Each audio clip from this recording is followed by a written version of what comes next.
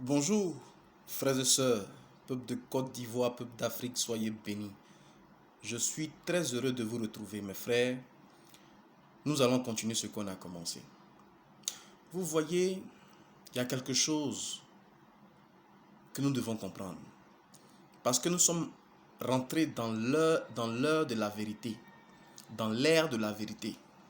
Et nous devons comprendre beaucoup de choses. Mes frères, pourquoi les gens veulent exterminer les Africains? Pourquoi les gens veulent exterminer, pardonnez-moi, les Africains?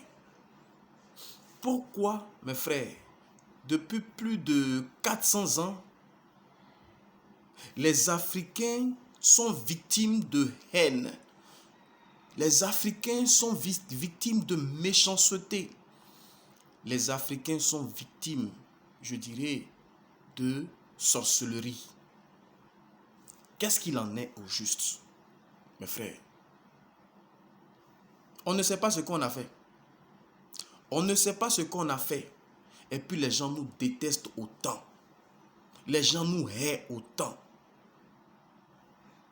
La traite négrière, le racisme, le pillage de nos ressources, l'emprisonnement injustifié de nos leaders qui pensent à nous, la mort qu'on planifie sur notre vie, la famine, les guerres.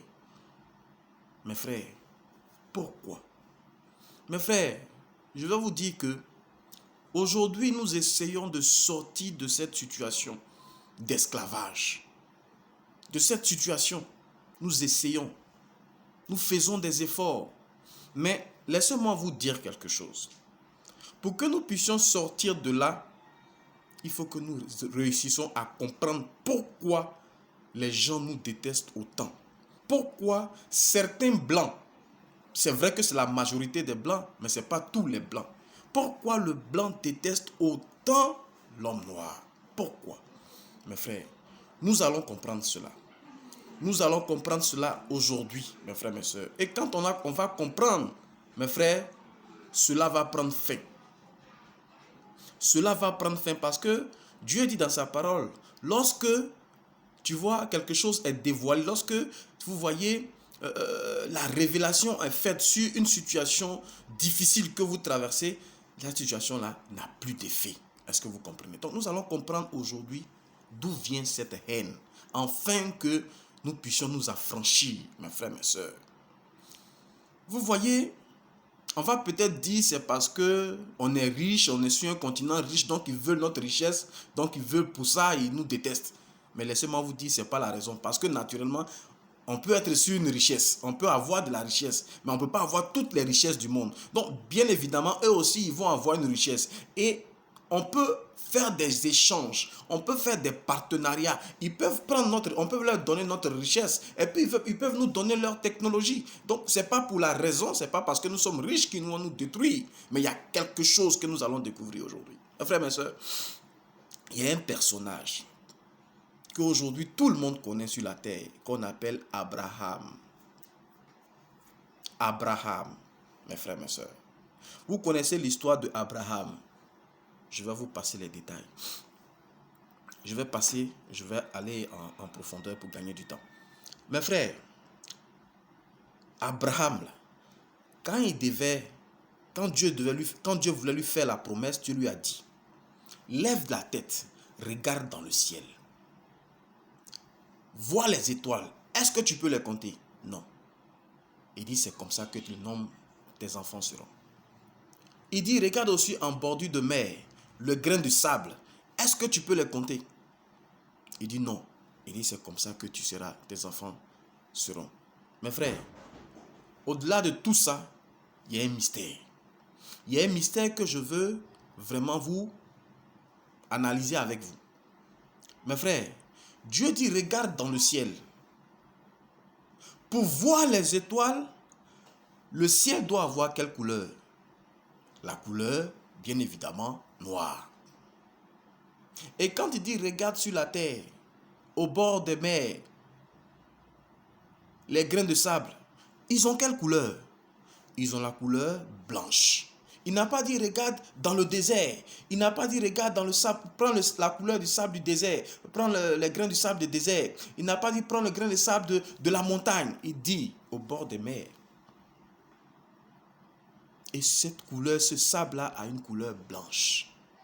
Donc mes frères, Dieu est en train de dire à Abraham, tu auras une multitude d'enfants. Il y aura des enfants qui seront de couleur noire et il y aura des enfants qui seront de couleur blanche. Mais les enfants de couleur noire là, eux, on les trouve au ciel. On les trouve dans le ciel. Et les enfants de couleur blanche là, ils sont sur la terre. Vous comprenez? Ils sont sur la terre. Et quand on parle du ciel, mes frères, vous savez, le ciel, c'est la maison de Dieu. Le ciel, c'est l'esprit. Le ciel, c'est la dimension spirituelle. Et la terre, c'est le physique. La terre, c'est la maison du diable. Vous comprenez? C'est une réalité. Voilà les deux dimensions. Et donc, mes frères, mes sœurs, les gens qui ont cette couleur blanche, ils ne proviennent pas du ciel. Quand la Bible nous dit nous sommes de passage sur la terre, il ne s'agit pas de l'être blanc, mais il s'agit du noir. Vous comprenez? Le noir, le blanc, on l'a trouvé sur la terre.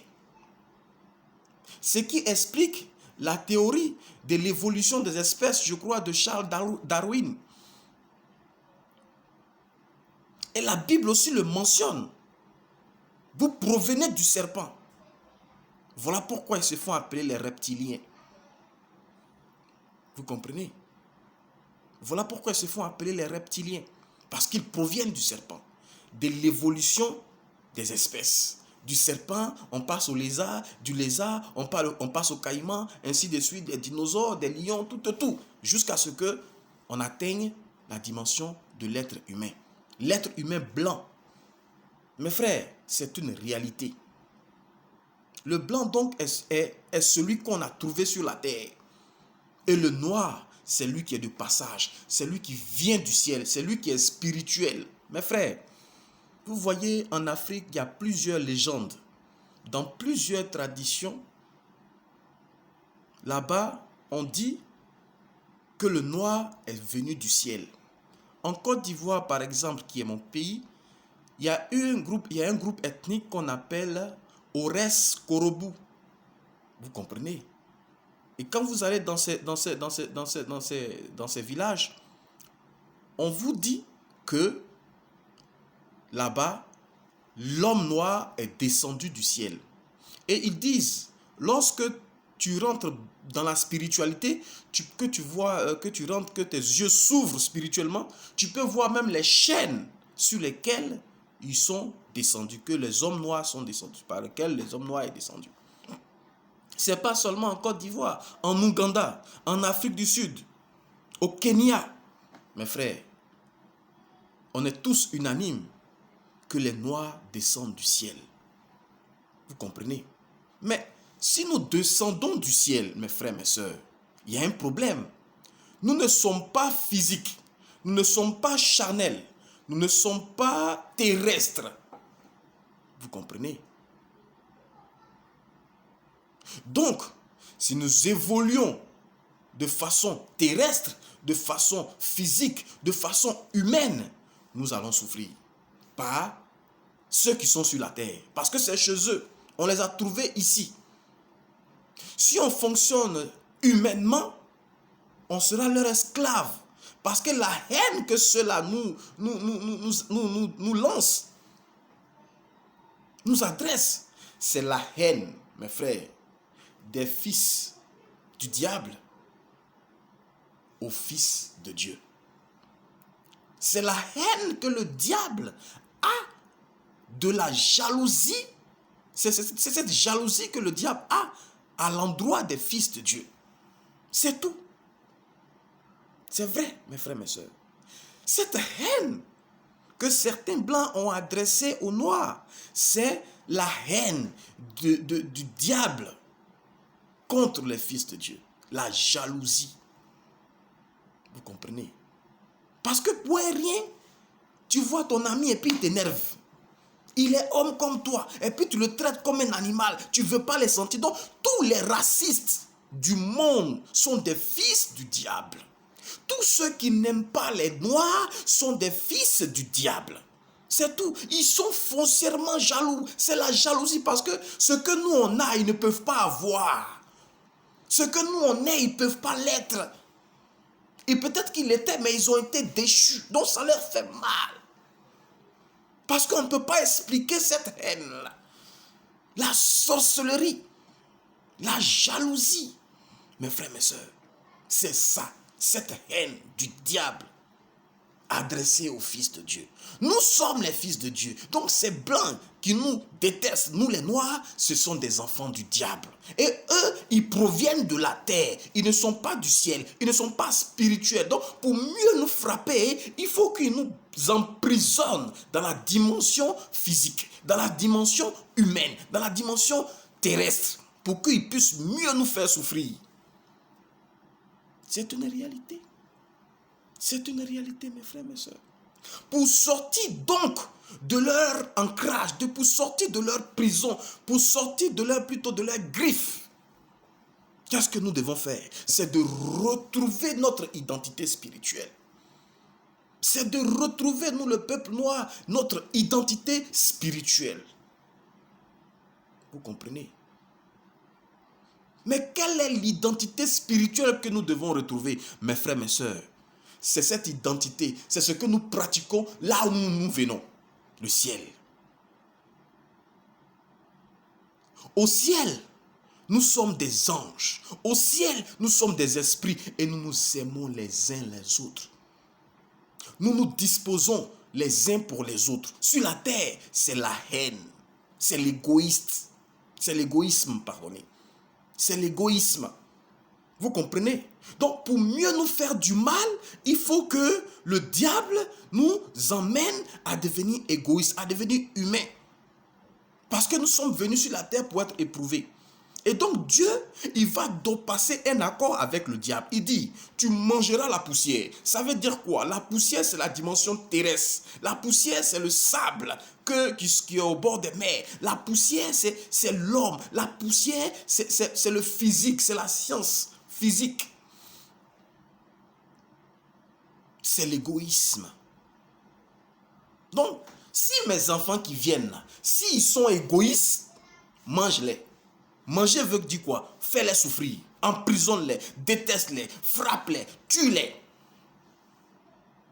Tant qu'ils sont humains, tu peux les faire du mal. Donc, nous aussi, ça nous emmène à faire quoi? À chercher à devenir, je dirais, bon amour. Nous étions esclaves dans cette dimension, mes frères, mes sœurs. Nous étions esclaves dans cette dimension parce que nous venons du ciel. On est esclaves parce que ces enfants de la terre là, ils nous ont rendus humains pour nous bouffer. Ils disent ceux-là, ce sont les spirituels. Donc pour que tu puisses les manger, il faut que tu les amènes à sortir de leur dimension d'amour. Ils vont donc séduire les Africains. Ils vont donc séduire les Noirs avant de les emprisonner dans cette dimension d'esclavage. C'est parce que le noir a enfreint les règles de Dieu que le blanc, que certains blancs ou ces gens de la terre ont pu avoir ces noirs-là. Nous avons été infidèles à notre Dieu. Nous qui devons manifester de l'amour, nous sommes devenus égoïstes. Nous avons vendu nos frères. Nous avons vendu le village. Nous nous sommes vendus les uns les autres. Nous nous sommes détestés. Nous nous sommes haïs. L'argent est rentré au milieu de nous et nous nous sommes détestés tout jour après jour. Aujourd'hui, il contrôle nos vies parce que notre condition de vie, notre existence est conditionnée par le Dieu qui est Mammon. Comment voulez-vous pas qu'on souffre? On n'est plus amour. Vous comprenez? Les gens de la terre, le diable, vous voyez, est un ange. L'ange a été construit, fabriqué par Dieu pour servir les fils de Dieu que nous sommes. Donc les anges sont à notre disposition. Les anges travaillent pour nous. Les anges ne peuvent même pas nous faire du mal. nous les fils de Dieu. Et donc le diable faisait partie des anges, il travaillait pour nous. Mais lui encore grave, il a été déchu. Donc ça veut dire qu'il ne peut même pas combattre même les anges. Vous comprenez? À plus forte raison, nous les fils. Mais pour pouvoir nous tuer, Dieu a passé un contrat avec lui. Tu mangeras la poussière. Donc son travail, c'est d'emmener les enfants de Dieu à devenir poussière afin qu'ils puissent les manger. La poussière, c'est l'égoïsme. L'égoïsme. Vous comprenez? C'est une réalité. Et nous étions prisonniers dans leurs mains. Vous comprenez? Et comme nous étions prisonniers, notre Dieu a vu ça et il a fait venir Jésus. Il a fait venir Jésus. Il a fait venir Jésus. Mes frères, Jésus n'est pas venu pour le blanc. Jésus est venu pour délivrer l'homme noir. Jésus est venu pour le noir. Jésus est venu condamner le blanc et délivrer l'homme noir. Mais après 3000 ans de son avènement sur la terre, aujourd'hui nous sommes dans les 3000 ans. Donc l'heure de notre délivrance est arrivée. L'heure de ce que nous devons savoir, le véritable sacrifice de Jésus à la croix. Qu'est-ce que Jésus a fait? Qu'est-ce qu'il a dit? Quel est le message qu'il a donné aux intelligents noirs? Pour dire, c'est comme ça que vous devez vous affranchir. Vous devez retrouver votre identité. Qu'est-ce que Jésus a fait? Il a donné sa vie pour ses frères, pour sa communauté. Il dit, c'est la seule façon pour que vous, les frères les noirs, vous sortez des griffes de l'Occident. Aimez-vous les uns les autres. Que votre vie n'existe pas. C'est ce qu'il a donné. Le premier commandement, tu aimeras Dieu de toute ta force, de toute ta pensée, de tout ton esprit. Le deuxième qui est semblable au premier, tu aimeras ton prochain comme toi-même. Ça veut dire quoi? Parce que ça encore, il y a beaucoup de gens qui ne comprennent pas. Dieu dit, tu dois me servir parce que je suis ton Dieu. Tu dois m'aimer parce que je suis ton Dieu. Mais comme tu ne me vois pas, je suis un esprit. Lui qui est devant toi là, il faut le servir. C'est lui qui est ton Dieu. Donc sers-le. Ne cherche pas ton intérêt, mais sers-le. Cherche-lui son intérêt. C'est comme ça que toi tu pourras vivre. C'est comme ça que toi tu pourras être heureux. Parce que directement, quand tu ne prends pas ta force, ton intelligence pour t'occuper de toi-même, et que tu prends tout ce que je t'ai donné pour t'occuper de ton serviteur, pour celui qui est en face de toi, c'est moi qui vais prendre soin de toi. Voilà pourquoi il dit, chaque jour prendra soin de lui-même. Je vais te donner à manger les meilleures productions. Je vais te garder en pleine santé. Je vais tout faire pour toi, mon fils, mais seulement cherche à aimer l'autre. Vous comprenez ça? Voilà la dimension des Africains. Voilà ce qui doit nous emmener à sortir des griffes de l'Occident. C'est la vérité, parce que celui qui pense à l'intérêt de l'autre, il n'est plus physique, il n'est plus humain, il n'est plus égoïste, il devient esprit. On ne peut pas le tuer, on ne peut pas le saisir, on ne peut pas le frapper, on ne peut pas le détruire. C'est simple comme bonjour, mes frères et mes sœurs. Je vais vous donner l'exemple d'un personnage dont je parle tout le temps dans mes vidéos. Gbagbo Laurent. Mes frères, je vous ai dit que ce monsieur, sa vie est un témoignage, est un enseignement pour les Africains. Pourquoi les gens n'arrivent pas à tuer Gbagbo? Depuis son enfance, on a tenté à sa vie jusqu'à aujourd'hui. Pourquoi on n'arrive pas à le tuer?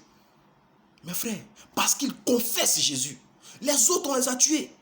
Tous ceux qui défendaient les Africains ont été tués. Mais pourquoi lui, on ne le tue pas? Parce qu'il confesse Jésus. Comment il confesse Jésus? Ce n'est pas dans la bouche qu'on confesse Jésus. On ne dit pas Jésus, Jésus, Jésus. Non, mais on le vit. On devient Jésus. Gbagbo ne peut pas être mort parce que sa vie n'existe pas. Il pense à sa famille. Il pense à sa nation. Il pense à son peuple. On lui fait des propositions de la même façon qu'on a fait à Jésus, que le diable a fait à Jésus. Si tu te prosternes devant moi, je vais te donner toute la gloire. Ils ont fait ça à Gbagbo. Si tu te prosternes devant nous, on te fera grand dans ce monde. Il a refusé. On dit, on va te frapper, on va te tuer. Il a refusé. Parce qu'il ne s'est pas compromis. Il est resté spirituel. Il est resté, je dirais, Dieu. Et les gens de la terre ne peuvent pas lui faire du mal. Son procès à la haie, il a gagné. C'est le plus grand procès au monde qui a eu un bruit retentissant. Pourquoi? Parce que vous avez vu ce monsieur, quand on le jugeait, il était là. Puis il souriait, il riait, inquiet de rien.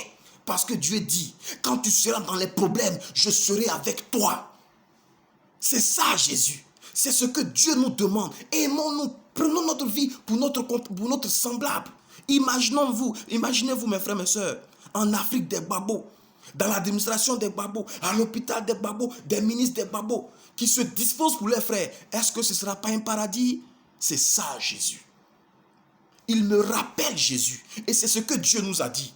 Je cherche des témoins. Des gens qui vont faire qu'on va savoir que je suis passé sur la terre. Qui vont rappeler Jésus. Mes frères, il n'a pas demandé à ce qu'on le suive. Pour qu'on puisse l'utiliser pour nous réaliser. Je veux me marier, je veux voyager, je veux manger, je veux enfanter, je veux faire ceci. C'est pour ça que vous allez à l'église. Mais qui va à l'église pour dire que je veux me tuer, je veux disparaître pour mettre maintenant tout au service de mon frère? Je veux aimer mon frère. Qui va à l'église pour ça? L'église là, ça ne sauve pas. La preuve, aujourd'hui tout est fermé. Est-ce qu'il y a une raison aujourd'hui d'avoir des pasteurs, d'avoir des curés, d'avoir des prêtres, d'avoir des enseignants, des monseigneurs? Rien. Aujourd'hui vous êtes là. Vous ne partez pas à l'église là. Votre vie ne change pas. Votre vie n'a pas changé. Donc ça veut dire que l'église est facultative. Ça est là-haut. Ça n'est pas là-haut. On s'emballe. Mes frères africains, au vu de tout ce que nous sommes en train de voir, il s'agit d'appeler le véritable Jésus qui est notre Dieu, le Dieu des Africains. C'est vrai qu'en Afrique, il y a beaucoup de dieux. Mais en tous les dieux là, il y a Jésus dedans. Parce que Jésus, c'est le côté bon. C'est le côté amour. Vous comprenez? Dans nos villages, il y a des médicaments, il y a des fétiches qui disaient, si tu comment on appelle ça, si tu vas chercher la femme de ton frère, ce fétiche va te frapper. Ces genres de fétiches-là, c'est ça qu'on appelle Jésus. C'est qui établit le bonheur de la communauté. Est-ce que vous comprenez? Donc, Jésus, c'est le bon, c'est l'amour. Mes frères, mes soeurs, nous devons nous disposer les uns pour les autres. C'est la vérité. Et nous devons fuir l'argent. Nous devons fuir mammon. Parce que c'est ce Dieu-là qui établit notre égoïsme et nous souffrons. Pour sortir des griffes de l'Occident, mes frères, nous devons établir Jésus dans notre vie. Nous devons être maintenant des gens remplis d'amour. Des gens qui n'existent plus, mais qui existent pour notre prochain. Si vous n'existez plus, on ne peut pas vous faire du mal. Voilà la règle, voilà la loi. Voilà pourquoi le psaume est écrit. Le psaume 91, que 10 000 tombent à ta gauche, 10 000 tombent à ta droite, tu ne seras point atteint. Je te porterai ça. Donc vous ne savez pas ça et puis vous lisez. Il y a d'autres mecs qui prennent ça pour faire des drapeaux sur vous écrivez sur votre dos, pour vous promener avec ce psaume-là, pour dire que quand le malheur va arriver, je ne serai pas atteint. Mais ce n'est pas de la sorcellerie, c'est de la réalité, c'est une science. Si tu ne pratiques pas la science qui montre que tu ne seras pas atteint, pourquoi tu ne vas pas être atteint? Aujourd'hui, voilà le fléau qui arrive. Si tu n'es pas Jésus, si tu n'as pas ce cœur d'amour, mes frères, mes soeurs, tu vas être frappé. Il ne s'agit pas de dire, j'ai me promener avec Psaume 91. Toutes les écritures du Psaume 91, je ne sais pas si c'est le Psaume 91, mais toutes ces écritures-là, ça se résume en un seul mot, amour. Si tu es amour, tu ne vis pas. Tu vis pour l'autre. Et comme tu ne vis pas, le malheur ne peut pas t'atteindre. Vous comprenez? Parce que tu es devenu esprit. Et c'est seul Jésus qui donne ça. Il n'y en a pas autre Dieu. On dit Jésus c'est le Dieu des Blancs. Jésus n'a jamais été le Dieu des Blancs. Il est venu condamner le blanc pour donner la vie aux noirs. C'est le Dieu de l'amour. Donc tous ceux qui se retrouvent dans l'amour là, c'est leur Dieu. Tous ceux qui sont égoïstes, c'est le diable. Voilà pourquoi je dis, je ne parle pas de tous les blancs et je ne parle pas de tous les noirs parce qu'il y a des noirs qui sont devenus mauvais.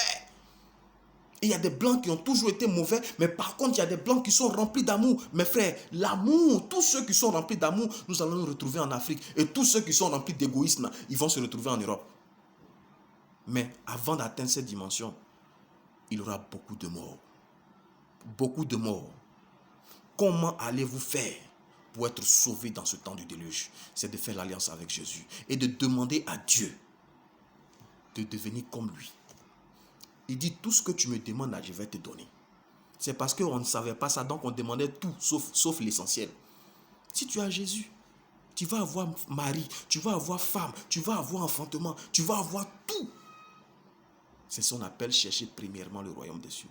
Dites à Dieu, longtemps j'ai été égoïste, longtemps j'ai marché avec maman et je suis devenu humain et j'ai souffert parce que Satan me mangeait. Aujourd'hui là, Jésus, je viens de connaître la vérité. Je t'en supplie, je te demande pardon pour toutes les fois où j'ai fait mal à mon prochain. Je t'en prie, Dieu de gloire. Vous vous humiliez devant lui, vous pleurez jusqu'à ce que votre cœur soit apaisé. Quand votre cœur sera apaisé, vous allez comprendre, c'est que Jésus vous a accepté.